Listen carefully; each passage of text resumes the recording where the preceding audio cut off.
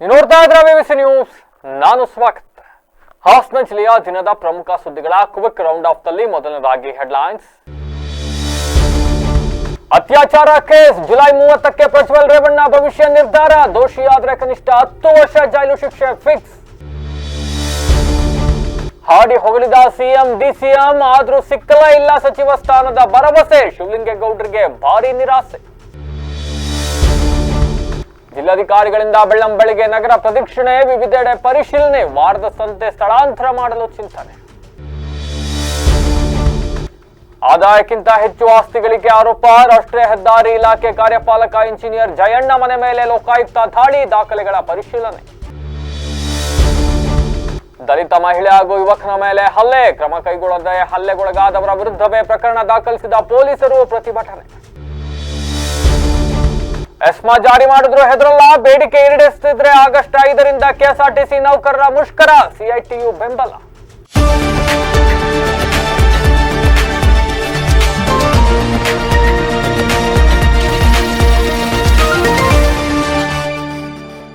ವಾರ್ತೆಗಳ ವಿವರ. ಹಾಸನದ ಮಾಜಿ ಸಂಸದ ಪ್ರಜ್ವಲ್ ರೇವಣ್ಣ ಅವರ ಮನೆಯ ಕೆಲಸದ ಮಹಿಳೆಯ ಮೇಲೆ ನಡೆದಿದೆ ಎನ್ನಲಾಗುವ ಅತ್ಯಾಚಾರ ಪ್ರಕರಣಕ್ಕೆ ಸಂಬಂಧಪಟ್ಟಂತೆ ನಾಳೆ ಕೋರ್ಟ್ ತೀರ್ಪನ್ನ ಪ್ರಕಟಿಸಲಿದೆ. ಜುಲೈ 30ನೇ ತಾರೀಕು ಪ್ರಜ್ವಲ್ ರೇವಣ್ಣ ಅವರ ಭವಿಷ್ಯ ನಿರ್ಧಾರ ಆಗತ್ತೆ ಅಂತ ಹೇಳಲಾಗ್ತಾ ಇದೆ. ಯಾಕೆಂದ್ರೆ ಈಗಾಗಲೇ ಅತ್ಯಾಚಾರ ಪ್ರಕರಣಕ್ಕೆ ಸಂಬಂಧಪಟ್ಟಂತೆ ವಾದ ಮಂಡನೆ ಪೂರ್ಣಗೊಂಡಿದೆ. ಪ್ರಾಸಿಕ್ಯೂಷನ್ ಪರ ಬಿಎನ್ ಜಗದೀಶ್ ಮತ್ತೆ ಅಶೋಕ್ ನಾಯ್ಕ್ ವಾದವನ್ನ ಮಂಡಿಸಿದ್ದಾರೆ. ಪ್ರಜ್ವಲ್ ರೇವಣ್ಣ ಪರವಾಗಿ ಹಿರಿಯ ವಕೀಲ ನಳಿನಾ ಮಾಯಾಗೌಡ ಅಂತಕ್ಕಂಥವರು ಪ್ರತಿವಾದವನ್ನು ಕೂಡ ಮಂಡನೆ ಮಾಡಿದ್ದಾರೆ. ಈ ಇಬ್ಬರು ಕಡೆಯ ವಾದ ಪ್ರತಿವಾದಗಳನ್ನ ಆಲಿಸಿರ್ತಕ್ಕಂಥ ಜಡ್ಜ್ ಸಂತೋಷ್ ಗಜಾನನ ಭಟ್ ಅವರು ಆದೇಶವನ್ನ ಕಾಯ್ದಿರಿಸಿದ್ರು. ಜುಲೈ 30ನೇ ತಾರೀಕು ಅಂತ ಅಂದ್ರೆ ನಾಳೆ ಬೆಂಗಳೂರಿನ ಜನಪ್ರತಿನಿಧಿಗಳ ವಿಶೇಷ ನ್ಯಾಯಾಲಯ ಪ್ರಕರಣದ ತೀರ್ಪನ್ನ ಪ್ರಕಟಿಸಲಿದ್ದು, ಪ್ರಜ್ವಲ್ ರೇವಣ್ಣಗೆ ಅಕ್ಷರಶಃ ಡವಢವ ಶುರುವಾಗಿದೆ ಅಂತ ಹೇಳಲಾಗ್ತಾ ಇದೆ. ಯಾಕೆಂತ ಅಂದ್ರೆ ನಾಳೆ ಪ್ರಜ್ವಲ್ ರೇವಣ್ಣ ಅವರ ಭವಿಷ್ಯ ನಿರ್ಧಾರ ಆಗುತ್ತೆ. ಒಂದು ವೇಳೆ ಕೋರ್ಟ್ ಏನಾದ್ರೂ ಪ್ರಜ್ವಲ್ ರೇವಣ್ಣ ಅವರನ್ನ ದೋಷಿ ಅಂತ ತೀರ್ಪನ್ನ ನೀಡಿಬಿಟ್ಟರೆ ಕನಿಷ್ಠ 10 ವರ್ಷ ಗರಿಷ್ಠ ಜೀವಾವಧಿ ಶಿಕ್ಷೆಗೆ ಒಳಗಾಗಬೇಕಾಗತ್ತೆ. ಇದರಿಂದ ಕೋರ್ಟ್ ಏನ್ ತೀರ್ಪು ನೀಡಲಿದೆ ಅಂತಕ್ಕಂಥ ಆತಂಕ ಸಹಜವಾಗಿ ಪ್ರಜ್ವಲ್ ರೇವಣ್ಣ ಸೇರಿದಂತೆ ಅವರ ತಂದೆ ಎಚ್.ಡಿ. ರೇವಣ್ಣ ಹಾಗೂ ಅವರ ಕುಟುಂಬಕ್ಕೆ ಮನೆ ಮಾಡಿರ್ತಕ್ಕಂಥದ್ದು. ಯಾಕೆ ಅಂತ ಅಂದ್ರೆ ಇದೇ ಪ್ರಕರಣಕ್ಕೆ ಸಂಬಂಧಪಟ್ಟಂತೆ ಪ್ರಜ್ವಲ್ ರೇವಣ್ಣ ಜಾಮೀನಿಗಾಗಿ ನಿರಂತರವಾಗಿ ಶತ ಪ್ರಯತ್ನಗಳನ್ನ ಮಾಡಿದ್ರು ಕೂಡ ಇವತ್ತರೆಗೂ ಕೂಡ ಜಾಮೀನು ಆಗಿಲ್ಲ. ಜನಪ್ರತಿನಿಧಿಗಳ ವಿಶೇಷ ನ್ಯಾಯಾಲಯ 2 ಬಾರಿ ಜಾಮೀನನ್ನ ವಜಾಗೊಳಿಸ್ತು, ಹೈಕೋರ್ಟ್ ವಜಾಗೊಳಿಸ್ತು, ಸುಪ್ರೀಂ ಕೋರ್ಟ್ ವಜಾಗೊಳಿಸ್ತು. ಇದೀಗ ಅದೇ ಪ್ರಕರಣಕ್ಕೆ ಸಂಬಂಧಪಟ್ಟಂತೆ ನಾಳೆ ಮಹತ್ವದ ತೀರ್ಪು ಹೊರಬರಲಿದೆ. ಈಗಾಗಲೇ ವಾದ ಪ್ರತಿವಾದ ಎರಡನ್ನೂ ಕೂಡ ಆಲಿಸಿಯಾಗಿದೆ. ಈ ಪ್ರಕರಣದಲ್ಲಿ ಜಡ್ಜ್ ಬಹಳ ಸ್ಟ್ರಿಕ್ಟ್ ಆಗಿದ್ದಾರೆ. ಪ್ರಕರಣಕ್ಕೆ ಸಂಬಂಧಪಟ್ಟಂತೆ ಈಗಾಗಲೇ ಟ್ರಯಲ್ ಎಲ್ಲವೂ ಕೂಡ ಮುಗಿದು ಹೋಗಿದೆ. ಈಗ ತೀರ್ಪು ಪ್ರಕಟ ಒಂದೇ ಬಾಕಿ ಉಳಿದಿತ್ತು. ಅದನ್ನ ಜುಲೈ 30ನೇ ತಾರೀಕಿಗೆ ಕಾಯ್ದಿರಿಸಿದ್ರು. ನಾಳೆ ಜುಲೈ 30ನೇ ತಾರೀಕು ಪ್ರಜ್ವಲ್ ರೇವಣ್ಣ ಅವರ ಅತ್ಯಾಚಾರ ಪ್ರಕರಣಕ್ಕೆ ಸಂಬಂಧಪಟ್ಟಂತೆ ತೀರ್ಪು ಹೊರಬರಲಿದೆ. ಇನ್ನು ಮೈಸೂರು ಜಿಲ್ಲೆಯ ಕೆಆರ್ ನಗರ ಮಹಿಳೆಯ ಅಪಹರಣ ಪ್ರಕರಣದಲ್ಲಿ ಸಂಬಂಧಪಟ್ಟಂತೆ ಎಚ್.ಡಿ. ರೇವಣ್ಣ ಮತ್ತೆ ಭವಾನಿ ರೇವಣ್ಣ ಸೇರಿದಂತೆ ಒಟ್ಟು 9 ಜನ ಆರೋಪಿಗಳಿದ್ದು ಈಗಾಗಲೇ ರೇವಣ್ಣ ಹಾಗೂ ಭವಾನಿ ರೇವಣ್ಣ ಅವರಿಗೆ ಜಾಮೀನು ಸಿಕ್ಕಿದೆ. ಆದ್ರೆ ಪ್ರಕರಣದ ಪ್ರಮುಖ ಆರೋಪಿ ಪ್ರಜ್ವಲ್ ರೇವಣ್ಣ ಅವರು ಮಾತ್ರ 1 ವರ್ಷ 2 ತಿಂಗಳಿಂದ ಬೆಂಗಳೂರಿನ ಪರಪ್ಪನ ಅಗ್ರಹಾರ ಜೈಲಿನಲ್ಲೇ ವಾಸವನ್ನ ಮಾಡ್ತಾ ಇದ್ದಾರೆ. ಹಾಸನದ ಪ್ರಜ್ವಲ್ ರೇವಣ್ಣ ವಿರುದ್ಧ ದಾಖಲಾಗಿದ್ದ ಅತ್ಯಾಚಾರ ಕೇಸ್ ನಂತರ ಸಿಐಡಿಗೆ ವರ್ಗಾವಣೆ ಆಗಿತ್ತು. ಅರೆಸ್ಟ್ ಆದಾಗ ಪ್ರಜ್ವಲ್ ರೇವಣ್ಣ ಅವರನ್ನ ಎಸ್ಐಟಿ ಕಸ್ಟಡಿಗೆ ಪಡೆದಿತ್ತು. ಈ 2 ಕೇಸ್ಗಳಲ್ಲಿ ವಿಚಾರಣೆ ಮುಗಿದಿರುವ ಕಾರಣ ಪ್ರಜ್ವಲ್ ರೇವಣ್ಣ ಅವರನ್ನ ನ್ಯಾಯಾಂಗ ಬಂಧನಕ್ಕೆ ನೀಡಲಾಗಿತ್ತು. ಬಳಿಕ ಪ್ರಜ್ವಲ್ ರೇವಣ್ಣ ಅವರು ಸಲ್ಲಿಸಿದ ಜಾಮೀನು ಅರ್ಜಿ ನಾನು ಆಗ್ಲೇ ಹೇಳ್ದಂಗೆ ಪದೇ ವಜಾ ಆಗ್ತಲೇ ಬಂತು. ಇನ್ನು ತನಿಖೆ ನಡೆಸಿದ ಎಸ್ಐಟಿ ಅಧಿಕಾರಿಗಳು 123 ಸಾಕ್ಷಿಗಳನ್ನ ಸಂಗ್ರಹಿಸಿದ್ದಾರೆ. ಸುಮಾರು 2000 ಪುಟಗಳ ಚಾರ್ಜ್ ಶೀಟ್ ಗಳನ್ನ ಜನಪ್ರತಿನಿಧಿಗಳ ವಿಶೇಷ ಕೋರ್ಟ್ಗೆ ಸಲ್ಲಿಸಲಾಗಿದೆ. ಇದೀಗ ವಾದ ಪ್ರತಿವಾದ ಎಲ್ಲವೂ ಕೂಡ ಅಂತ್ಯಗೊಂಡಿದ್ದು ಜುಲೈ 30 ಅಂತ ಅಂದ್ರೆ ನಾಳೆ ಪ್ರಜ್ವಲ್ ರೇವಣ್ಣ ಅವರ ಭವಿಷ್ಯ ನಿರ್ಧಾರವಾಗಲಿದೆ. ಪ್ರಜ್ವಲ್ ರೇವಣ್ಣ ಅವರಿಗೆ ಜೈಲೇ ಗತಿ ಆಗುತ್ತಾ ಅಥವಾ ಕೋರ್ಟ್ ಪ್ರಜ್ವಲ್ ರೇವಣ್ಣ ಅವರ ಪಾತ್ರ ಇಲ್ಲ, ಇವೆಲ್ಲ ಅವ್ರು ಹೇಳ್ತಾ ಇದ್ರಲ್ಲ ಷಡ್ಯಂತ್ರ ಅಂತ ಹೇಳಿ ಹೊರಗಡೆ ಕಳಿಸುತ್ತಾ, ಇವೆಲ್ಲಕ್ಕೂ ಕೂಡ ನಾಳೆ ಉತ್ತರ ಸಿಗಲಿದೆ. ಇನ್ನು ಬಹು ನಿರೀಕ್ಷೆಯನ್ನ ಇಟ್ಕೊಂಡು ಅರಸೀಕೆರೆಯಲ್ಲಿ ಕಾಂಗ್ರೆಸ್ ಅಭಿನಂದನಾ ಸಮಾರಂಭವನ್ನ ಆಯೋಜಿಸಿದ್ದ ಶಾಸಕರು ಹಾಗೂ ಗೃಹ ಮಂಡಳಿ ಅಧ್ಯಕ್ಷ ಆಗಿರ್ತಕ್ಕಂಥ ಕೆಎಂ ಶಿವಲಿಂಗೇಗೌಡರಿಗೆ ತಕ್ಕ ಮಟ್ಟಿಗೆ ನಿರಾಸೆ ಅನುಭವಿಸುವಂತಾಗಿದೆಯಂತೆ. ಕ್ಷೇತ್ರದ ಜನರ ಎದುರು ಮುಖ್ಯಮಂತ್ರಿ ಹಾಗೂ ಕೆಪಿಸಿಸಿ ಅಧ್ಯಕ್ಷರು ಆಗಿರ್ತಕ್ಕಂಥ ಉಪಮುಖ್ಯಮಂತ್ರಿಗಳಾಗಿರ್ತಕ್ಕಂಥ ಡಿ.ಕೆ. ಶಿವಕುಮಾರ್ ಅವರು ಸಚಿವ ಸ್ಥಾನವನ್ನ ಭರವಸೆಯನ್ನ ನೀಡ್ತಾರೆ ಅಂತಕ್ಕಂಥ ಹುಮ್ಮೆಸ್ಸಿನಲ್ಲಿ ಶಿವಲಿಂಗೇಗೌಡರಿದ್ರು. ಆದ್ರೆ ಯಾವುದೇ ವಾಗ್ದಾನಗಳು ಸಿಗದೇ ಇರ್ತಕ್ಕಂಥದ್ದು ಸದ್ಯ ಶಿವಲಿಂಗೇಗೌಡರು ನಿರಾಸೆಗೊಳಗಾಗುವಂತೆ ಮಾಡಿದೆ ಅಂಡ್ ಅವರ ಅಭಿಮಾನಿಗಳಿಗೂ ಕೂಡ. ಯಾಕಂದ್ರೆ ಅಂದಾಜು 570 ಕೋಟಿ ಮೊತ್ತದ ವಿವಿಧ ಕಾಮಗಾರಿಗಳ ಉದ್ಘಾಟನೆ ಹಾಗೂ ಶಂಕುಸ್ಥಾಪನೆ ನೆರವೇರಿಸುವ ನೆಪದಲ್ಲಿ ತಮ್ಮ ಶಕ್ತಿ ಪ್ರದರ್ಶನವನ್ನ ಶಿವಲಿಂಗೇಗೌಡರು ಮಾಡಿದ್ರು. ಈ ಸಮಾರಂಭದ ಮೂಲಕ ಮೇಲ್ನೋಟಕ್ಕೆ ಇದು ಸರ್ಕಾರಿ ಕಾರ್ಯಕ್ರಮ ಎಂಬಂತೆ ಬಿಂಬಿಸಿದ್ರು. ಆದ್ರೂ ಕೂಡ ಇದೊಂದು ಪಕ್ಷದ ಸಮಾವೇಶದಂತೆಯೇ ಭಾಸವಾಯಿತು, ಒಂದು ಪಕ್ಷದ ಸಮಾವೇಶದಂತೆಯೇ ಇತ್ತು. ಅಂಡ್ ಸಮಾವೇಶದ ಉದ್ದಕ್ಕೂ ಕೂಡ ಮುಖ್ಯಮಂತ್ರಿಗಳು ಉಪಮುಖ್ಯಮಂತ್ರಿಗಳು ತಾವು ಭಾಷಣ ಮಾಡ್ತಕ್ಕಂಥ ಸಂದರ್ಭದಲ್ಲಿ ಶಿವಲಿಂಗೇಗೌಡರನ್ನ ಹಾಡಿ ಹೊಗಳಿದರ ಹೊರತು ಎಲ್ಲೂ ಕೂಡ ಶಿವಲಿಂಗೇಗೌಡರಿಗೆ ಸಚಿವ ಸ್ಥಾನದ ಭರವಸೆಯನ್ನ ನೀಡಲಿಲ್ಲ. ಅಂಡ್ ಮಾತನಾಡ್ತಕ್ಕಂಥ ಸಂದರ್ಭದಲ್ಲಿ ಶಿವಲಿಂಗೇಗೌಡರ ಬೆಂಬಲಿಗರು ಒಂದಿಷ್ಟು ಜನ ಶಿವಲಿಂಗೇಗೌಡರಿಗೆ ಸಚಿವ ಸ್ಥಾನವನ್ನ ನೀಡಬೇಕು ಅಂತ ಒಂದಿಷ್ಟು ಕೂಗಾಟವನ್ನ ನಡೆಸಿದ್ರು ಮುಖ್ಯಮಂತ್ರಿಗಳು ಮಾತನಾಡಬೇಕಾದ್ರೆ. ಈ ಸಂದರ್ಭದಲ್ಲಿ ಸಿಎಂ ಗರಂ ಆದ ಪ್ರಸಂಗ ನಡೀತು. ಗರಂ ಆಗಿ ಶಿವಲಿಂಗೇಗೌಡರಿಗೆ ಸಚಿವ ಸ್ಥಾನ ಕೊಡಬೇಕು ಅಂತ ಅಭಿಮಾನಿಗಳು ಯಾವಾಗ ಕೂಗ್ಲಿಕ್ಕೆ ಪ್ರಾರಂಭ ಮಾಡಿದ್ರು, ಭಾಷಣಕ್ಕೆ ಅಡ್ಡಿ ಮಾಡಿದ್ರು, ಆಗ ಸಿಎಂ ಭಾಷಣವನ್ನ ಮೊಟಕುಗೊಳಿಸಿ ತಮ್ಮ ಸ್ಥಾನದತ್ತ ವಾಪಸ್ ಬಂದ್ರು. ಅಂಡ್ ಈ ಸಂದರ್ಭದಲ್ಲಿ ಶಿವಲಿಂಗೇಗೌಡರು ಅಂಡ್ ಸಂಸದರಾಗಿರ್ತಕ್ಕಂಥ ಶ್ರೇಯಸ್ ಪಟೇಲ್ ಹೋಗಿ ಅಭಿಮಾನಿಗಳನ್ನ ಸಮಾಧಾನ ಪಡಿಸಿದ್ರು. ಇದಾದ ಮೇಲೆ ಮತ್ತೆ ಭಾಷಣವನ್ನ ಸಿಎಂ ಕಂಟಿನ್ಯೂ ಮಾಡಿದ್ರು. ಆಗ್ಲೂ ಕೂಡ ಎಲ್ಲೂ ಕೂಡ ಸಚಿವ ಸ್ಥಾನದ ಭರವಸೆಯನ್ನ ನೀಡಲಿಲ್ಲ. ಭಾಷಣದ ವೇಳೆ ಶಿವಲಿಂಗೇಗೌಡರು ಸಚಿವರಾಗ್ಲಿಕ್ಕೆ ಅರ್ಹರಿದ್ದಾರೆ ಅಂತಕ್ಕಂಥ ಮಾತುಗಳನ್ನ ಹೇಳಿದ್ರು. ಆದ್ರೆ ಎಲ್ಲೂ ಕೂಡ ಶಿವಲಿಂಗೇಗೌಡರಿಗೆ ಸಚಿವ ಸ್ಥಾನ ಕೊಡ್ತೀವಿ ಅಂತಕ್ಕಂಥ ಭರವಸೆಯನ್ನ ಕೊಡ್ಲಿಲ್ಲ. ಬಟ್ ಶಿವಲಿಂಗೇಗೌಡರು ಬಹಳ ಎಕ್ಸ್ಪೆಕ್ಟ್ ಮಾಡಿದ್ರು. ಶಿವಲಿಂಗೇಗೌಡರು ಪದೇ ಪದೇ ಅವಕಾಶ ಸಿಕ್ಕಾಗೆಲ್ಲ ತಮಗೆ ಸಚಿವ ಸ್ಥಾನ ಕೊಡುವ ಭರವಸೆಯನ್ನ ಸರ್ಕಾರ ಕೊಟ್ಟಿದೆ ಅಂತ ಹೇಳ್ಕೊಂಡೇ ಬರ್ತಾ ಇದ್ದಾರೆ. ಆದರೆ ಎಲ್ಲೂ ಕೂಡ ಕಾರ್ಯಕ್ರಮದಲ್ಲಿ ಶಿವಲಿಂಗೇಗೌಡರಿಗೆ ಸಚಿವ ಸ್ಥಾನ ಸಿಗುತ್ತೆ ಅಂತಕ್ಕಂಥ ಮಾತನ್ನ ಪರೋಕ್ಷವಾಗಿಯೋ ಅಥವಾ ನೇರವಾಗಿಯೋ ಎಲ್ಲೂ ಕೂಡ ಹೇಳಲಿಲ್ಲ. ಹೀಗಾಗಿ ಎಲ್ಲೋ ಒಂದು ಕಡೆ ಶಿವಲಿಂಗೇಗೌಡರಿಗೆ ನಿರಾಸೆ ಆಗಿದೆ ಅಂತಕ್ಕಂಥ ಹೇಳಲಾಗ್ತಾ ಇದೆ, ವ್ಯಾಖ್ಯಾನ ಮಾಡಲಾಗ್ತಾ ಇದೆ ಹಿಂಗೆ. ಅಂಡ್ ಮತ್ತೊಂದು ಮಾತನ್ನ ಹೇಳ್ತಾರೆ, ಮುಂದಿನ ಚುನಾವಣೆ ಅಂತ ಅಂದ್ರೆ ಈಗ ಆಲ್ರೆಡಿ 4 ಬಾರಿ ಗೆಲ್ಸಿದ್ದೀರಿ, 2028ರಲ್ಲಿ ಕೂಡ ಇದೇ ರೀತಿ ಗೆಲ್ಸಿ ಅನ್ನೋ ಮೂಲಕ ಎಲ್ಲ ಒಂದ್ ಕಡೆ ಸಚಿವ ಸ್ಥಾನಕ್ಕೆ 2028ರವರೆಗೂ ಕಾಯ್ಬೇಕಾ ಅಂತ ಪರೋಕ್ಷವಾದ ಸಂದೇಶವನ್ನ ಕೊಟ್ರ ಅಂತಕ್ಕಂಥ ಮಾತುಗಳು ಕೂಡ ಸಹಜವಾಗಿ ಇಲ್ಲಿ ಕೇಳಿ ಬರ್ತಾ ಇದೆ. ಒಟ್ಟಿನಲ್ಲಿ ನೀವು ಶಿವಲಿಂಗೇಗೌಡರಿಗೆ ಹಾಸನದವ್ರಿಗೆ ಯಾಕೆಂತಂದ್ರೆ ಹಾಸನ ಜಿಲ್ಲೆಯಲ್ಲಿ ಕಾಂಗ್ರೆಸ್ ಇಂದ ಗೆದ್ದಿರ್ತಕ್ಕಂಥ ಏಕೈಕ ಶಾಸಕರು ಶಿವಲಿಂಗೇಗೌಡರು. ಕಳೆದ ವಿಧಾನಸಭಾ ಚುನಾವಣೆಯಲ್ಲಿ ಜೆಡಿಎಸ್ ಇಂದ ಸ್ಪರ್ಧೆ ಮಾಡಿದ ಶಿವಲಿಂಗೇಗೌಡರು ಈ ಬಾರಿ ಕಾಂಗ್ರೆಸ್ ಇಂದ ಸ್ಪರ್ಧೆ ಮಾಡಿ ಗೆಲುವನ್ನ ಸಾಧಿಸಿದ್ದಾರೆ. ಹಾಸನ ಜಿಲ್ಲೆಯಲ್ಲಿ ಅರಸೀಕೆರೆ ವಿಧಾನಸಭಾ ಕ್ಷೇತ್ರ ಬಿಟ್ಟರೆ ಇನ್ನೆಲ್ಲೂ ಕೂಡ ಕಾಂಗ್ರೆಸ್ನ ಶಾಸಕರಿಲ್ಲ. ಹೀಗಾಗಿ ಸ್ಥಳೀಯ ಶಾಸಕರಿಗೆ ಸಚಿವ ಸ್ಥಾನವನ್ನ ಕೊಟ್ಟು ಅವರನ್ನೇ ಜಿಲ್ಲೆಯ ಉಸ್ತುವಾರಿ ಸಚಿವರನ್ನಾಗಿ ಮಾಡಿದ್ದಾರೆ. ಹಾಸನ ಜಿಲ್ಲೆಯ ಅಭಿವೃದ್ಧಿ ವಿಚಾರದಲ್ಲಿ ಶಾಸಕರಾಗಿ ಶಿವಲಿಂಗೇಗೌಡರು ಅರಸೀಕೆರೆಗೆ ಅನುದಾನದ ಹೊಳೆಯನ್ನೇ ಹರಿಸ್ಕೊಂಡ್ ಬರ್ತಾ ಇದ್ದಾರಲ್ಲ, ಒಂದು ವೇಳೆ ಇಡೀ ಜಿಲ್ಲೆಗೆ ಶಿವಲಿಂಗೇಗೌಡರನ್ನ ಉಸ್ತುವಾರಿ ಸಚಿವರನ್ನಾಗಿ ಮಾಡಿಬಿಟ್ರೆ ಜಿಲ್ಲೆಯ ಅಭಿವೃದ್ಧಿ ಆಗಬಹುದು ಅಂತಕ್ಕಂಥ ನಿರೀಕ್ಷೆ ಅವರ ಅಭಿಮಾನಿಗಳಲ್ಲಿ. ಅಂಡ್ ಶಿವಲಿಂಗೇಗೌಡರು ಕೂಡ ಇತ್ತೀಚೆಗೆ ಒಂದು ಭಾಷಣದಲ್ಲಿ ಹೇಳಿದ್ರು, ನನಗೆ ಜಿಲ್ಲಾ ಉಸ್ತುವಾರಿ ಸಚಿವ ಸ್ಥಾನ ಕೊಟ್ಟು ನೋಡಿ ಸ್ಥಳೀಯರಿಗೆ. ಆಮೇಲೆ ಅಂಡ್ ಅವ್ರಲ್ಲಿ ನನಗೆ ಕೊಟ್ಟೆ ಅಂತ ಹೇಳಿಲ್ಲ ಪಾಪ ಅವರು, ಸ್ಥಳೀಯರಿಗೆ ಉಸ್ತುವಾರಿ ಸಚಿವ ಸ್ಥಾನ ಕೊಟ್ಟು ನೋಡಿ ಅಭಿವೃದ್ಧಿ ಹೆಂಗೆ ಅಂತ ತೋರಿಸ್ತೀವಿ ಅಂದ್ರು. ಸ್ಥಳೀಯರು ಅಂತ ಅಂದ್ರೆ ಇರೋದು ಅವ್ರೊಬ್ರೆ. ಹಾಗಾಗಿ ತಮಗೆ ಉಸ್ತುವಾರಿ ಸಚಿವ ಸ್ಥಾನವನ್ನು ಕೊಟ್ರೆ ಜಿಲ್ಲೆಯ ಅಭಿವೃದ್ಧಿಯನ್ನು ಮಾಡಿ ತೋರಿಸುತ್ತೇನೆಂಬ ಭರವಸೆಯನ್ನು ಕೂಡ ಕೊಟ್ಟಿದ್ದಾರೆ. ಅಂತೆಯೇ ಶಿವಲಿಂಗೇಗೌಡರಿಗೆ ಸಚಿವ ಸ್ಥಾನವನ್ನು ಕೊಡುವ ಭರವಸೆಯನ್ನೂ ಕೂಡ ಕೊಟ್ಟಿದ್ದಾರಂತೆ. ಅದು ಈಡೇರಿದ್ರೆ ಯಾವಾಗ ಈಡೇರುತ್ತೆ ಅನ್ನೋದನ್ನ ಕಾದು ನೋಡ್ಬೇಕಾಗತ್ತೆ.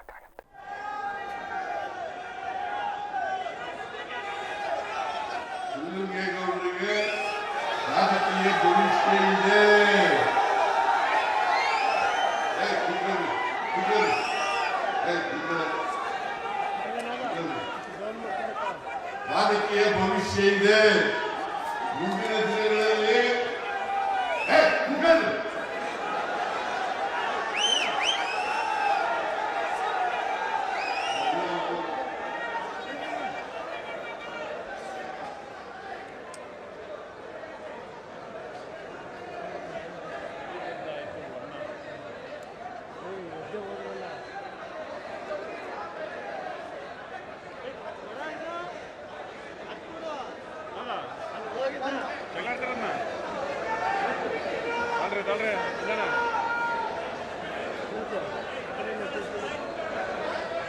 ಇನ್ನು ಬೆಳಂಬೆಳಗ್ಗೆ ಜಿಲ್ಲಾಧಿಕಾರಿ ಕೆ.ಎಸ್. ಲತಾ ಕುಮಾರಿ ಅವರು ಹಾಸನ ನಗರದ ಪ್ರದಕ್ಷಿಣೆಯನ್ನು ನಡೆಸಿದರು. ಫಸ್ಟ್ ಹಾಸನ NR ಸರ್ಕಲ್ಗೆ ಹೋಗಿದ್ದಾರೆ. NR ಸರ್ಕಲ್ ಒಂದಿಷ್ಟು ಕೂಲಿ ಕಾರ್ಮಿಕರು ಬೆಳಗ್ಗೆ ಜಮಾಯಿಸಿದ್ರು. ಅವರನ್ನ ಮಾತನಾಡಿಸಿ ನಿಮ್ಗೆ ಕಾರ್ಡ್ ಸಿಕ್ಕಿದ್ಯಾ ಕಾರ್ಮಿಕ ಇಲಾಖೆಯಿಂದ ಅಂತೆಲ್ಲ ಕೇಳಿದ್ದಾರೆ. ಒಂದು ವೇಳೆ ಸಿಕ್ಕಿಲ್ಲ ಅಂದ್ರೆ ದಾಖಲಾತಿ ತಗೊಂಡು ಬನ್ನಿ, ಕಾರ್ಡ್ ಮಾಡಿಸ್ಕೊಡ್ತೀವಿ ಅನ್ನೋ ಭರವಸೆ ಕೊಟ್ಟಿದ್ದಾರೆ. ಅದಾದ್ಮೇಲೆ ಅಲ್ಲಿಂದ ಸಾಲ್ಗಾಮೆ ರಸ್ತೆಯಲ್ಲಿ ಇರ್ತಕ್ಕಂಥ ಮಂಗಳವಾರದ ಸಂತೆಗೆ ಭೇಟಿಯನ್ನ ಕೊಟ್ಟಿದ್ದಾರೆ. ಅಲ್ಲಂತೂ ಮಾತ್ರ ಸಂತೆ ಅಂತ ಒಂದು ನಡೆಯುತ್ತೆ, ವಾರದ ಸಂತೆ. ಇತ್ತ ರಸ್ತೆ ಪಕ್ಕದಲ್ಲೇ ಯಾವುದೇ ರಕ್ಷಣೆ, ಯಾವುದೇ ಮತ್ತೊಂದು ಇನ್ನೊಂದು ಯಾವುದೇ ರೀತಿಯಾದಂತ ಅವರಿಗೆ ಇದೇ ಇಲ್ಲ, ರಕ್ಷಣೆಯೇ ಇಲ್ಲದಿರೋ ಸ್ಥಿತಿಯಲ್ಲಿ ಸಂತೆ ನಡೀತಾ ಇದೆ. ಹೀಗಾಗಿ ಸಂತೆಯನ್ನ ನೋಡಿದ್ರು, ಸಂತೆ ಸಂದರ್ಭದಲ್ಲಿ ಆಗಬಹುದಾದಂತ ವಾಹನ ದಟ್ಟಣೆ ಎಲ್ಲವನ್ನ ಅಬ್ಸರ್ವ್ ಮಾಡಿ ಏನಾದ್ರು ಪರ್ಯಾಯ ವ್ಯವಸ್ಥೆ ಮಾಡಬಹುದಾ, ಸಂತೆಯನ್ನಾದ್ರೂ ವಾರದ ಸಂತೆಯನ್ನ ಶಿಫ್ಟ್ ಮಾಡಬಹುದಾ ಬೇರೆ ಕಡೆಗೆ ಅಂತ ಒಂದಿಷ್ಟು ಚಿಂತನೆಯನ್ನ ಮಾಡಿದ್ರು. ಅಧಿಕಾರಿಗಳ ಜೊತೆ ಚರ್ಚೆ ಮಾಡಿದ್ರು. ಇದಾದ್ಮೇಲೆ ಅಲ್ಲೇ ಪಕ್ಕದ ಇಂಡೋರ್ ಸ್ಟೇಡಿಯಂಗೆ ಎಂಟ್ರಿಯನ್ನ ಕೊಟ್ಟರು. ಇಂಡೋರ್ ಸ್ಟೇಡಿಯಂಗೆ ಎಂಟ್ರಿ ಕೊಟ್ಟು ಇಂಡೋರ್ ಸ್ಟೇಡಿಯಂ ಪಕ್ಕದಲ್ಲಿ ಇರ್ತಕ್ಕಂಥ ಖಾಲಿ ಜಾಗದಲ್ಲಿ ಏನಾದ್ರು ಸಂತೆ ಮಾಡಬಹುದಾ ಅಂತ ಕೇಳಿದ್ರು. ಈ ಸಂದರ್ಭದಲ್ಲಿ ಅಧಿಕಾರಿಗಳು ಹೌದು ಮೇಡಮ್, ಈ ಹಿಂದೆ ಕೊರೋನಾ ಟೈಮಲ್ಲಿ ಈ ಕಡೆ ಶಿಫ್ಟ್ ಮಾಡಿದ್ವಿ ಅಂತಕ್ಕಂಥ ಒಂದಿಷ್ಟು ಮಾಹಿತಿಯನ್ನು ಕೊಟ್ರಂತೆ. ಆದ್ರೆ ಅದಕ್ಕೆ ಕ್ರೀಡಾ ಇಲಾಖೆ ಕೋಚ್ಗಳು ಅವ್ರಿವ್ರು ಬಂದು ಮೇಡಮ್ ಇದು ಕ್ರೀಡೆಗೆ ಅಂತ ಮೀಸಲಿಟ್ಟಿರೋ ಜಾಗ, ಇಲ್ಲಿ ದಯವಿಟ್ಟು ಸಂತೆ ಮಾಡಬೇಡಿ, ತೊಂದರೆ ಆಗುತ್ತೆ ಕ್ರೀಡಾಪಟುಗಳಿಗೆ ಅಂತ ಅವರೊಂದಿಷ್ಟು ಸಲಹೆ ಕೊಟ್ಟಿದ್ದಾರೆ. ಒಟ್ಟಿನಲ್ಲಿ ಬೆಳಂಬೆಳಿಗ್ಗೆ ಜಿಲ್ಲಾಧಿಕಾರಿಗಳು ಹಾಸನದ ರೌಂಡ್ಸ್ ಹೊಡೆದಿದ್ದಾರೆ. ಅಲ್ಲಿಯ ವ್ಯಾಪಾರಿಗಳು ಮತ್ತೆ ವ್ಯಾಪಾರಸ್ಥರು ಅವರ ಜೊತೆ ಒಂದಿಷ್ಟು ಇಂಟರಾಕ್ಟ್ ಮಾಡಿದ್ದಾರೆ. ಅವರ ಸಮಸ್ಯೆಗಳನ್ನ ಆಲಿಸಿದ್ದಾರೆ, ಒಂದಿಷ್ಟು ಸಲಹೆಗಳನ್ನ ಕೊಟ್ಟಿದ್ದಾರೆ. ಒಟ್ಟಿನಲ್ಲಿ ಒಬ್ರು ಜಿಲ್ಲಾಧಿಕಾರಿಗಳು ಕೇವಲ 4 ಗೋಡೆಗಳ ಮಧ್ಯೆ ಕುತ್ಕೊಂಡು ಕೆಲಸ ಮಾಡಿದ್ರೆ ಆಗೋದಿಲ್ಲ, ಬದಲಾಗಿ ಫೀಲ್ಡ್ಗಿಳಿಬೇಕು, ಜನರ ಸಮಸ್ಯೆ ಏನು ಅನ್ನೋದನ್ನ 1 to 1 ತಿಳ್ಕೊಬೇಕು. ಈ ನಿಟ್ಟಿನಲ್ಲಿ ಲತಾ ಕುಮಾರಿ ಅವರು ಅಧಿಕಾರವನ್ನ ವಹಿಸಿಕೊಂಡ ನಂತರ ನಾವು ಸಾಕಷ್ಟು ಬಾರಿ ನೋಡಿದ್ದೀವಿ ಬೆಳಗ್ಗೆ ಸರ್ಪ್ರೈಸ್ ವಿಸಿಟ್ಗಳನ್ನ ಕೊಡ್ತಕ್ಕಂಥದ್ದು, ಕಾಮಗಾರಿಗಳ ಪರಿಶೀಲನೆ ಆಗಿರ್ಬೋದು, ಜನರೊಟ್ಟಿಗೆ ಇಂಟರಾಕ್ಟ್ ಆಗಿರ್ಬೋದು, ಜನಗಳ ಸಮಸ್ಯೆಯನ್ನು ಆಲಿಸತಕ್ಕಂಥದ್ದಾಗಿರಬಹುದು. ಇಂತಹ ನಿಟ್ಟಿನಲ್ಲಿ ಸಾಕಷ್ಟು ಕಾರ್ಯಪ್ರವೃತ್ತರಾಗಿದ್ದಾರೆ. Very good going. ಇದೇ ತಿರಿ ಮೇಡಮ್ ಜನರ ಸಮಸ್ಯೆಯನ್ನ 1 to 1 ಕೇವಲ ಕಚೇರಿ ಒಳಗಡೆ ಕೂರ್ತೆ ಹೊರಗೆ ಬಂದು ವಾಸ್ತವತೆಯ ಅರಿವಾದರೆ ಒಂದಿಷ್ಟು ಜನರಿಗೆ ಸಹಾಯ ಮಾಡ್ತಕ್ಕಂಥ ನಿಟ್ಟಿನಲ್ಲಿ ಎಫೆಕ್ಟಿವ್ ಆಗಿ ಎಫಿಷಿಯೆಂಟ್ ಆಗಿ ಕೆಲಸ ಮಾಡಕ್ ಸಾಧ್ಯ ಆಗುತ್ತೆ. ಆ ನಿಟ್ಟಿನಲ್ಲಿ ಮೇಡಮ್ ಮಾಡ್ತಿರ್ತಕ್ಕಂಥ ಕೆಲಸಕ್ಕೆ ಒಂದಿಷ್ಟು ಪ್ರಶಂಸೆಗಳು ಕೂಡ ವ್ಯಕ್ತವಾಗ್ತಾರೆ. ಆದಾಯಕ್ಕಿಂತ ಹೆಚ್ಚು ಆಸ್ತಿ ಗಳಿಕೆ ಆರೋಪದಡಿ ರಾಷ್ಟ್ರೀಯ ಹೆದ್ದಾರಿ ಇಲಾಖೆ ಹಾಸನ ವಿಭಾಗದ ಕಾರ್ಯಪಾಲಕ ಇಂಜಿನಿಯರ್ ಜಯಣ್ಣ ಅವರ ಮನೆ ಮೇಲೆ ಲೋಕಾಯುಕ್ತ ಅಧಿಕಾರಿಗಳು ಇಂದು ಬೆಳಗ್ಗೆ ದಾಳಿಯನ್ನ ನಡೆಸಿದ್ದಾರೆ. ಒಟ್ಟು 5 ಕಡೆಯಲ್ಲಿ ದಾಳಿಯನ್ನ ನಡೆಸಲಾಗಿದ್ದು, ಜಯಣ್ಣ ಅವರ ಮೊದಲನೇ ಪತ್ನಿಯ ನಿವಾಸ ಹಾಸನದ ಜಯನಗರದಲ್ಲಿ ಇರ್ತಕ್ಕಂಥ ಮನೆ, 2ನೇ ಪತ್ನಿಯ ನಿವಾಸ ಚನ್ನಪಟ್ಟಣದ ಬಡಾವಣೆ ಹೌಸಿಂಗ್ ಬೋರ್ಡ್ ನಲ್ಲಿ ಇರ್ತಕ್ಕಂಥ ಮನೆ, ಮತ್ತೆ 2ನೇ ಪತ್ನಿಗೆ ಸೇರಿದ ಹಾರ್ಡ್ವೇರ್ ಅಂಗಡಿ, ಇನ್ನ ಕೊಡಗು ಶನಿವಾರ ಸಂತೆಯಲ್ಲಿರೋ ಅವರ ಫಾರ್ಮ್ ಹೌಸ್, ಮತ್ತೆ ಹಾಸನದ RC ರಸ್ತೆಯಲ್ಲಿರುವ ಲೋಕೋಪಯೋಗಿ ಭವನದಲ್ಲಿ ಇರ್ತಕ್ಕಂಥ ಜಯಣ್ಣ ಅವರ ಕಚೇರಿ ಸೇರಿದಂತೆ ಎಲ್ಲ ಕಡೆ ತಲಾಶ್ ನಡೆಸಿದ್ದಾರೆ. ಇನ್ನು ಈ ದಾಳಿಯನ್ನ ಲೋಕಾಯುಕ್ತ ಅಧಿಕಾರಿಗಳ ತಂಡ ನಿರ್ವಹಿಸ್ತಾ ಇದ್ದು, ಆಸ್ತಿ ದಾಖಲೆಗಳು ಮತ್ತು ಆರ್ಥಿಕ ಹೆಂಗೆ ಅವರೆಲ್ಲ ಆರ್ಥಿಕವಾಗಿ ಹೆಂಗಿದ್ದಾರೆ, ಹೆಂಗೆ ಟ್ರಾನ್ಸಾಕ್ಷನ್ ಮಾಡ್ತಾ ಇದ್ದಾರೆ, ಮತ್ತೊಂದು ಇನ್ನೊಂದು ಅಂತಕ್ಕಂಥ ತನಿಖೆಗಳನ್ನ ನಡೆಸ್ತಾ ಇದ್ದಾರೆ. ಅಂಡ್ ನಾನು ಇದುವರೆಗೂ ಕೂಡ ಲೋಕಾಯುಕ್ತ ಅಧಿಕಾರಿಗಳು ದಾಳಿ ಮಾಡಿದ್ರು ಅನ್ನೋ ಸುದ್ದಿಗಳನ್ನೇ ಕೇಳ್ಕೊಂಡ್ ಬಂದ್ವಿ. ದಾಳಿ ಆದ ನಂತರ ಏನಾಯ್ತು, ಏನೇನು ವಶಪಡಿಸ್ಕೊಂಡ್ರು, ಎಷ್ಟು ವರ್ಷ ಶಿಕ್ಷೆ ಆಯ್ತು, ಅವ್ರೇನಾದ್ರು ಕಾನೂನಿನ ಪರಿಮಿತಿಯನ್ನ ಮೀರಿ ಆಸ್ತಿ ಗಳಿಕೆ ಮಾಡಿದ್ರೆ, ಇವೆಲ್ಲವನ್ನು ನಾವು ಸುದ್ದಿಗಳು ಕೇಳಲೇ ಇಲ್ರಪ್ಪ. ಹಾಸನದಲ್ಲಾದ್ರೂ ಲೋಕಾಯುಕ್ತ ಅಧಿಕಾರಿಗಳು ರೈಡ್ ಮಾಡ್ತೀರಿ, ಆದ್ಮೇಲೆ ಏನ್ ಮಾಡಿದ್ರಿ ಅನ್ನೋದನ್ನ ಕೂಡ ಜನಕ್ಕೆ ಹೇಳ್ಬೇಕಲ್ವಾ. ಆ ಕೆಲಸ ಮಾಡಿ ದಯವಿಟ್ಟು ಅಂತಕ್ಕಂಥದ್ದು ನನ್ನ ಮನವಿಯಪ್ಪ.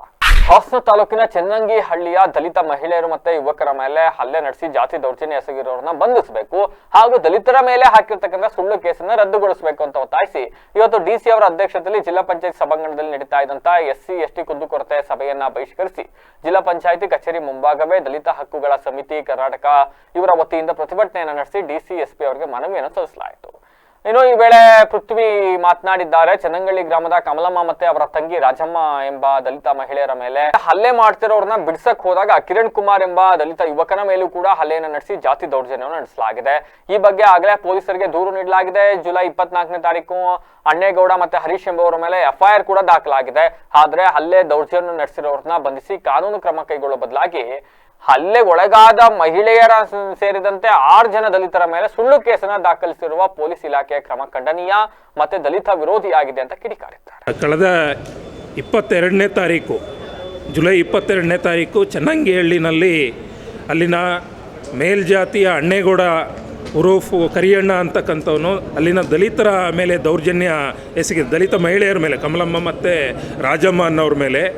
ಆದರೆ FIR ಕೂಡ ಆಗೋದು ಲೇಟ್ ಆಗಿದೆ. FIR ಆದ ನಂತರದಲ್ಲಿ ಅವರನ್ನು ಯಾರು ತಪ್ಪಿತಸ್ಥರಿದ್ದಾರೆ ಅವರನ್ನು ಬಂಧಿಸುವ ಬದಲಾಗಿ ದಲಿತರ 6 ಜನ ದಲಿತರನ್ನ ಮಹಿಳೆಯರನ್ನು ಕೂಡ ಒಳಗೊಂಡಂಗೆ ಅವ್ರ ಮೇಲೆ FIR ದಾಖಲಾಗಿದೆ. ಹಾಗಾಗಿ ಆ FIR ದಾಖಲಾಗಿರ್ತಕ್ಕಂಥ ಸುಳ್ಳು ಮೊಕದ್ದಮೆಯನ್ನು ರದ್ದುಗೊಳಿಸಬೇಕು ಮತ್ತು ಯಾರು ತಪ್ಪಿತಸ್ಥ ಅಣ್ಣೇಗೌಡ ಅಂತಕ್ಕಂಥದ್ದು ಇದ್ದಾನೆ ಅವನನ್ನು ಕೂಡಲೇ ಬಂಧಿಸಬೇಕು ಅಂತ ಹೇಳಿ ಒತ್ತಾಯ ಮಾಡಿ ಇವತ್ತು ಜಿಲ್ಲಾಧಿಕಾರಿಗಳು ಮತ್ತು ಪೊಲೀಸ್ ವರಿಷ್ಠಾಧಿಕಾರಿಗಳಿಗೆ ಮನವಿ ಕೊಡಲಿಕ್ಕೆ ಅಂತೇಳಿ ಬಂದಿದ್ವಿ. ಇದೇ ಸಂದರ್ಭದಲ್ಲಿ ಕುರುವಂಕದ ನೀವು ಮಾತಾಡಿ ಹಾಗಾಗಿ ಈ ಒತ್ತಾಯ ಮಾಡಬೇಕು ಅಂತ ಬಂದಿದೆ. ಕೂಡಲೇ ತಪ್ಪಿತಸ್ಥರನ್ನ ಬಂಧಿಸಬೇಕು ಅಂತ ಹೇಳಿ ಮುಖಾಂತರ ಆಗ್ರಹವನ್ನು ಮಾಡ್ತಾ ಇದ್ದೀವಿ. ವೇತನ ಪರಿಷ್ಕರಣೆ ಹಾಗೂ 38 ತಿಂಗಳ ಹಿಂದಿನ ಬಾಕಿ ಹಣ ಕೊಡಲು ವಿಳಂಬ ಮಾಡ್ತಾ ಇರತಕ್ಕಂತ ರಾಜ್ಯ ಸರ್ಕಾರದ ನಡೆಯನ್ನ ಖಂಡಿಸಿ ಜುಲೈ 30ರಂದು ಬೆಂಗಳೂರಿನ ಫ್ರೀಡಂ ಪಾರ್ಕ್ನಲ್ಲಿ ಸಾಮೂಹಿಕ ಉಪವಾಸ ಸತ್ಯಾಗ್ರಹ ಹಾಗೂ ಆಗಸ್ಟ್ 5ರಿಂದ ಸಾರಿಗೆ ನೌಕರರು ಹಾಗೂ ಅನೇಕ ಕಾರ್ಮಿಕ ಸಂಘಟನೆಗಳು ಸೇರಿ ಅನಿರ್ದಿಷ್ಟಾವಧಿ ಮುಷ್ಕರ ನಡೆಸಲು ನಿರ್ಧರಿಸಲಾಗಿದೆ ಅಂತ CITU ಜಿಲ್ಲಾಧ್ಯಕ್ಷ ಹಾಗೂ ರಾಜ್ಯ ಕಾರ್ಯದರ್ಶಿ ಧರ್ಮೇಶ್ ತಿಳಿಸಿದ್ದಾರೆ. ಪತ್ರಿಕಾಗೋಷ್ಠಿಯಲ್ಲಿಂದು ಮಾತನಾಡಿರೋ ಅವರು KSRTC ನೌಕರರಿಗೆ ಬರಬೇಕಾದಂತ 38 ತಿಂಗಳ ಬಾಕಿಯನ್ನ ಸರ್ಕಾರ ಕೂಡಲೇ ಬಿಡುಗಡೆ ಮಾಡಬೇಕು ಹಾಗೂ ನಿಯಮದಂತೆ 2024 ಜನವರಿ 1ರಿಂದ ವೇತನ ಪರಿಷ್ಕರಣೆ ಬಾಕಿ ಇದೆ ಹಾಗೂ ಇನ್ನಿತರೆ ಬೇಡಿಕೆಗಳನ್ನ ಇಟ್ಕೊಂಡು ಆಗಸ್ಟ್ 5ರಿಂದ ಸಾರಿಗೆ ನಿಗಮದ ಎಲ್ಲಾ ನೌಕರರು ಕರ್ತವ್ಯನ ಸ್ಥಗಿತಗೊಳಿಸಿ ಎಲ್ಲಾ ಕಾರ್ಮಿಕ ಸಂಘಟನೆಗಳ ಜಂಟಿ ಕಾರ್ಯ ಸಮಿತಿ ನೇತೃತ್ವದಲ್ಲಿ ಅನಿರ್ದಿಷ್ಟಾವಧಿ ಮುಷ್ಕರ ನಡೆಸೋಕೆ ನಿರ್ಧಾರ ಮಾಡಿದ್ದಾರೆ. ಇದಕ್ಕೆ ನಮ್ಮ CITU ಕೂಡ ಬೆಂಬಲ ಕೊಡುತ್ತೆ ಅಂತಕ್ಕಂಥ ಮಾತನ್ನು ಹೇಳಿದರು. ಇನ್ನು KSRTC ಪರಿಶಿಷ್ಟ ಜಾತಿ ಪಂಗಡ ನೌಕರರ ಸಂಘದ ಪ್ರಧಾನ ಕಾರ್ಯದರ್ಶಿ ಮಂಜುನಾಥ್ ಅವರು ಕೂಡ ಮಾತನಾಡಿದ್ದಾರೆ. ಸಾರಿಗೆ ನೌಕರರ ಜಂಟಿ ಕ್ರಿಯಾ ಸಮಿತಿ ಆಗಸ್ಟ್ 4ರವರೆಗೆ ಸರ್ಕಾರಕ್ಕೆ ಅವಕಾಶವನ್ನು ನೀಡಿದೆ. ಅಷ್ಟರೊಳಗಡೆ ನಮ್ಮೊಂದಿಗೆ ಸಭೆ ನಡೆಸಿ ಬೇಡಿಕೆಯನ್ನು ಈಡೇರಿಸಬೇಕು. ಇಲ್ಲ ಅಂತಂದ್ರೆ ಆಗಸ್ಟ್ 5ರಿಂದ ಎಲ್ಲ ನೌಕರರು ತಮ್ಮ ಕೆಲಸ ಕೈ ಬಿಟ್ಟು ಮುಷ್ಕರ ನಡೆಸ್ತೀವಿ. ನಮ್ಮ ಬೇಡಿಕೆ ಈಡೇರಿಕೆಗೆ ಸರ್ಕಾರ ಸಭೆಯನ್ನು ನಡೆಸಿ ಇತ್ಯರ್ಥಗೊಳಿಸುವ ಬದಲು ಎಸ್ಮಾ ಜಾರಿ ಮಾಡುವ ಅಸ್ತ್ರವನ್ನ ಪ್ರಯೋಗ ಮಾಡಿದೆ. ಆದ್ರೆ ಇದಕ್ಕೆ ನಾವು ಯಾರು ಕೂಡ ಎದುರೋದಿಲ್ಲ ಅಂತ ಎಚ್ಚರಿಸಿದ್ದಾರೆ. ಒಂದು ವೇಳೆ ಹೋರಾಟಗಾರರ ಮೇಲೆ ಎಸ್ಮಾ ಜಾರಿ ಮಾಡಿ ಏನಾದ್ರೂ ತೊಂದರೆ ಆದ್ರೆ ಅದಕ್ಕೆ ಸರ್ಕಾರನೇ ಹೊಣೆ ಅಂತ ಎಚ್ಚರಿಕೆಯನ್ನು ನೀಡಿದ್ದಾರೆ. ಮಾನ್ಯ ಮುಖ್ಯಮಂತ್ರಿಯವರೇ ಸಮಸ್ಯೆನ ಇತ್ಯರ್ಥ ಮಾಡಬೇಕಾಗಿರೋದ್ರಿಂದ ಅವರು ನಮಗೆ ಮನವಿ ಮಾಡಿರೋದ್ರಿಂದ ನಾವು ಅದಕ್ಕಾಗಿ ಮನವಿ ಮಾಡಿರೋದ್ರ ಕಾರಣದಿಂದ ಜಂಟಿ ಕ್ರಿಯಾ ಸಮಿತಿ ಇದನ್ನೆಲ್ಲ ಆಲೋಚನೆ ಮಾಡಿ ನಾವು ವಿತ್ಡ್ರಾ ಮಾಡಿಕೊಂಡು ನಮ್ಮ ಬೇಡಿಕೆಯನ್ನು ಇತ್ಯರ್ಥ ಮಾಡಿ ಅಂತಕ್ಕಂಥದ್ದನ್ನು ಅವರಿಗೆ ತಿಳಿಸಿದ್ವಿ. ನಮಗೆ ಸಂಕ್ರಾಂತಿ ಕಳೀತು, ಯುಗಾದಿ ಕಳೀತು, ಮತ್ತು ಒತ್ತಡವನ್ನು ಮಾಡಿದ್ವಿ. ಏಪ್ರಿಲ್ನಲ್ಲಿ 15ನೇ ತಾರೀಕು ಮಾನ್ಯ ಮುಖ್ಯಮಂತ್ರಿಯವರ ಅಧ್ಯಕ್ಷತೆಯಲ್ಲಿ ಸಾರಿಗೆ ಸಚಿವರು ಮತ್ತು 4 ನಿಗಮಗಳ ಅಧ್ಯಕ್ಷರು, ಉನ್ನತ ಮಟ್ಟದ ಅಧಿಕಾರಿಗಳು ಎಲ್ಲರನ್ನೂ ಒಳಗೊಂಡು ಒಂದು ಗಂಭೀರವಾಗಿ ಸಭೆಯನ್ನು ನಡೆಸಿದರು. ನಮ್ಮ ಬೇಡಿಕೆಯನ್ನು ನಾವು ಅವ್ರ ಮುಂದಿಟ್ವಿ. 38 ತಿಂಗಳ ಕಾಲ ಅರಿಯರ್ಸ್ ಕೊಡಿ, 1/1/24ರಿಂದ 25% ವೇತನ ಹೆಚ್ಚಳ ಮಾಡಿ, 31% DA ಮರ್ಜ್ ಮಾಡಿ ವೇತನ ಶ್ರೇಣಿ ಮಾಡಿ, ಮತ್ತಿತರೆ ಆರ್ಥಿಕ ಬೇಡಿಕೆಗಳಿದ್ದಾವೆ, ಇನ್ಕ್ರಿಮೆಂಟ್ ಹೆಚ್ಚಳ ಇತ್ಯಾದಿ ಎಲ್ಲವೂ ಕೂಡ ಇದೆ. ಆ ಆರ್ಥಿಕ ಸೌಲಭ್ಯಗಳನ್ನು ಕೊಡಿ. ಮತ್ತಿತರೆ ಬೇಡಿಕೆಗಳು 14 ಬೇಡಿಕೆಗಳಲ್ಲಿ ಉಳಿದವು ಆಡಳಿತ ವರ್ಗದೊಂದಿಗೆ ಚರ್ಚೆ ಮಾಡಿ ನಾವು ಇತ್ಯರ್ಥ ಮಾಡಿಕೊಳ್ಳಿಕ್ಕೆ ನೀವು ನಿರ್ದೇಶನ ಕೊಡಿ ಅಂತಕ್ಕಂಥ ಮನವಿಯನ್ನು ನಾವು ಏಪ್ರಿಲ್ 15ನೇ ತಾರೀಕು ಮಾಡಿದ್ವಿ. ಅವರು ಸುಮಾರು 1 ಗಂಟೆಗಳ ಕಾಲದಲ್ಲಿ ಭಾಳ ಸುದೀರ್ಘವಾಗಿ ಎಲ್ಲವನ್ನು ಕೇಳಿಸ್ಕೊಂಡ್ರು. ಇನ್ನೊಂದು ವಾರದಲ್ಲಿ ನಿಮ್ಮನ್ನು ಕರೆದು ಇದನ್ನು ಇತ್ಯರ್ಥ ಮಾಡೋಣ ಅಂತ ಹೇಳಿದರು. ಈಗ ಮತ್ತೊಮ್ಮೆ ಹೆಡ್ಲೈನ್ಸ್. ಅತ್ಯಾಚಾರ ಕೇಸ್ ಜುಲೈ 30ಕ್ಕೆ ಪ್ರಜ್ವಲ್ ರೇವಣ್ಣ ಭವಿಷ್ಯ ನಿರ್ಧಾರ. ದೋಷಿಯಾದ್ರೆ ಕನಿಷ್ಠ 10 ವರ್ಷ ಜೈಲು ಶಿಕ್ಷೆ ಫಿಕ್ಸ್. ಹಾಡಿ ಹೊಗಳಿದ CM DCM ಆದ್ರೂ ಸಿಕ್ಕಲೇ ಇಲ್ಲ ಸಚಿವ ಸ್ಥಾನದ ಭರವಸೆ. ಶಿವಲಿಂಗೇಗೌಡರಿಗೆ ಭಾರಿ ನಿರಾಸೆ. ಜಿಲ್ಲಾಧಿಕಾರಿಗಳಿಂದ ಬೆಳ್ಳಂಬೆಳಿಗ್ಗೆ ನಗರ ಪ್ರದಕ್ಷಿಣೆ, ವಿವಿಧೆಡೆ ಪರಿಶೀಲನೆ, ವಾರದ ಸಂತೆ ಸ್ಥಳಾಂತರ ಮಾಡಲು ಚಿಂತನೆ. ಆದಾಯಕ್ಕಿಂತ ಹೆಚ್ಚು ಆಸ್ತಿ ಗಳಿಕೆ ಆರೋಪ. ರಾಷ್ಟ್ರೀಯ ಹೆದ್ದಾರಿ ಇಲಾಖೆ ಕಾರ್ಯಪಾಲಕ ಇಂಜಿನಿಯರ್ ಜಯಣ್ಣ ಮನೆ ಮೇಲೆ ಲೋಕಾಯುಕ್ತ ದಾಳಿ, ದಾಖಲೆಗಳ ಪರಿಶೀಲನೆ. ದಲಿತ ಮಹಿಳೆ ಹಾಗೂ ಯುವಕನ ಮೇಲೆ ಹಲ್ಲೆ, ಕ್ರಮ ಕೈಗೊಳ್ಳದೆ ಹಲ್ಲೆಗೊಳಗಾದವರ ವಿರುದ್ಧವೇ ಪ್ರಕರಣ ದಾಖಲಿಸಿದ ಪೊಲೀಸರು ಪ್ರತಿಭಟನೆ. ಎಸ್ಮಾ ಜಾರಿ ಮಾಡಿದ್ರು ಹೆದರಲ್ಲ, ಬೇಡಿಕೆ ಈಡೇರಿಸದಿದ್ರೆ ಆಗಸ್ಟ್ 5ರಿಂದ KSRTC ನೌಕರರ ಮುಷ್ಕರ. CITU ಬೆಂಬಲ. ಇದಾಗಿತ್ತು ಹೊತ್ತಿನ ವಿಶೇಷ. ನಿರಂತರ ಸುದ್ದಿಗಾಗಿ ನೋಡ್ತಾ ಇರಿ BBC TV, ಸತ್ಯದ ಕಡೆ ನಮ್ಮ ನಡೆ.